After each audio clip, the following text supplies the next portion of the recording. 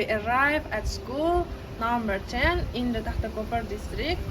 Ministry of the Preschool and the School Education of the Republic of Karakalpakstan to test the next stage of our project in practice.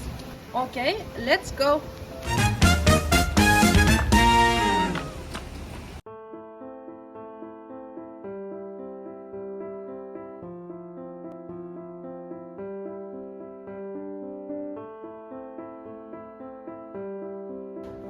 Asosiy mavzusi nima haqida ekan? Hunar haqida ertakning? Hunarni o'rganish haqida.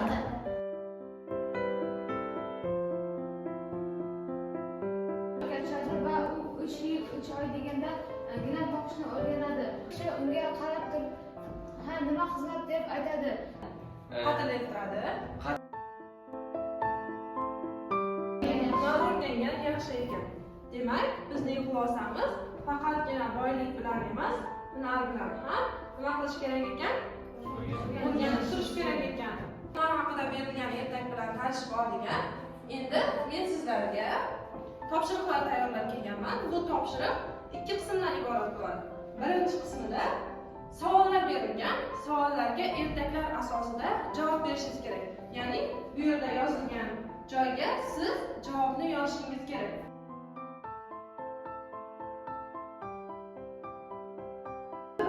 Bu yoqda berilgan savollarga javob yozasizlar. Birinchi qismi shundan iborat.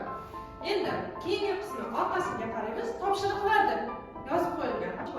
Bu savollar PISA testlari orqali tayyorlangan, shular asos sifatida olingan. Bu topshiriqni bajarib bo'lganimizdan keyin guruhlar bilan bajariladigan topshiriqlar bor. Buni keyingi qismlarda davom ettiramiz. Keyingi savol va ikkinchisi. Oltin baliq ertaga ham juda qiziqarli. Siz o'zingiz tilamoqchi bo'lgan tilagingizni yozasiz bu joyga. Tushunarli-a? Hamma tushundimi?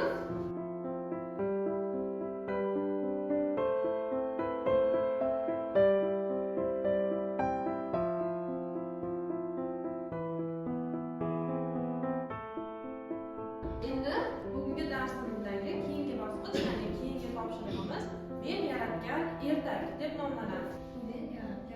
Men hozir sizlarga xazinaning kalitini beraman. Ya'ni siz buning ichida berilgan jumboqni yechasiz va xazinani topib kelishingiz kerak bo'ladi. Xazina esa ertaklar olamiga sayohat qilishingiz uchun sizga yordam beradi. Xo'p, hammamiz guruh bilan birgalikda maslahatlashib topamiz xazina qayerda ekanligini. Lekin bitta o'quvchi bu matnni o'qib berish kerak. Kim o'qib bera oladi? Keling. Maktabingizga 1987-yilda ishga kirgan ekan. Tasavvur berasizlarmi? Direktorning o'rinbosarlari bo'lishi mumkin, keyin psixolog bo'lishi mumkin. Uning familiyasi bitta harfdan iborat ekan. Demak, siz hozir kimlarni lavozimli shaxs deb o'ylasangiz, o'shalarning familiyasini yodingizga tushirib qo'ying. Demak, to'g'ri ekan. Baymurzoyeva deganimiz 11 ta harfda. Hop, bitta o'quvchi borib, undan xaritani olib kelishimiz kerak bo'ladi. Hop, borgan.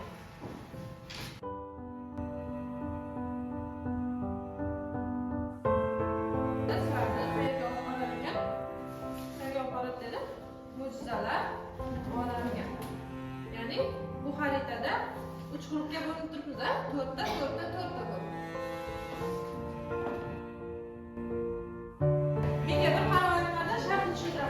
Hozir bu yerda qog'ozga, ya'ni xaritaga ertakning boshlanmasi yozilgan.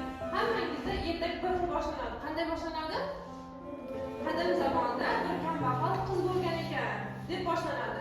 Va shartni aytish quyidagicha. Siz o'zingiz xohlagan shartni aytishingiz kerak. Bu ertakdagi shartni emas. Ya'ni men yaratgan ertak bo'lgandan keyin siz o'zingiz ertak yaratuvchi sifatida ertakni yozishingiz kerak. Xohlaganingiz. Hozirgi zamondan olsangiz ham bo'ladi, eski davrdan olsangiz ham bo'ladi. Odatda oxirida qanday yakun topadi? Yaxshilik bilan yakun topar ekan. Yana hammasi murod maqsadiga yetadi deb yakun topadi. Demak, bu shartni bajarish uchun sizlarga 7 daqiqa vaqt ajratamiz. Vaqt ketdi.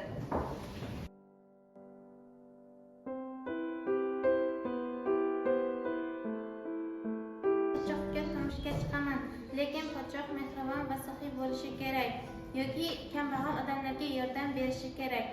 Oradan oylar o'tdi. Bir kuni podshohning saroyiga o'g'ri tushdi. Oxiri qiz va podshoh uylanib, baxtli yashashibdi. Qaysi topshiriq sizga qiyinchilik tug'dirdi? O'zingiz o'ylab topishingiz kerak bo'lgan narsa sizga qiyinchilik tug'dirar ekan. Bo'lishingiz kerak. Darsning xazinani topib kelishi yoqdi. Menga birinchi shart osonroq bo'ldi. Ikkala shartni ham yaxshi bajardingiz deb o'ylayman. Birinchi shartning, ya'ni siz har kim alohida bajargan shartingizning natijasini men tez orada sizga e'lon qilaman. Qaysi guruhning yerdagi eng yaxshi chiqdi? Qaysi guruhga kerak bo'lasizlar? Masalan, menga 3-guruhning ertagi ko'proq yoqdi. Nimaga desangiz, uning ichida hayoting hamma vaziyatlarni o'z ichiga qamrab olgan edi. Demak, biz bunday fikrlashimiz uchun nima qilishimiz kerak ekan? Ko'proq kitob o'qishimiz kerak va ko'proq o'ylashga harakat qilishimiz kerak ekan. Bugungi dars uchun hammangizga rahmat. Sog' bo'linglar. Bugun biz o'z metodlarimizda 6-klass o'quvchilarida sinab ko'rdik. Bu eng shaxsiy natijalarni ko'rsatdi deb hisoblaymiz. Bizlardan keyingi metodlarimiz bilan tanishuvda qarasangiz, biz bilan qoling.